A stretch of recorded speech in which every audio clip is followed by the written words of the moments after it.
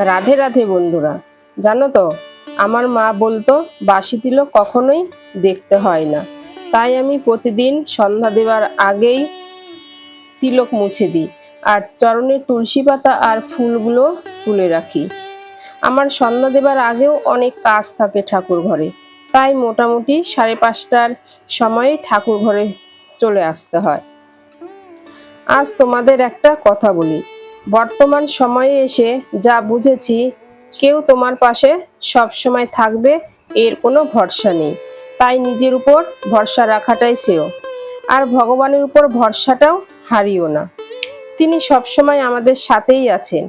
আসলে কি জানো, ভগবান যাদেরকে ভালোবাসেন তাদের অনেক পরীক্ষা নেন। বলতে গেলে প্রত্যেকটা পদক্ষেপেই পরীক্ষা নেন, যাতে আমরা ভবিষ্যতের জন্য প্রস্তুত হতে পারি।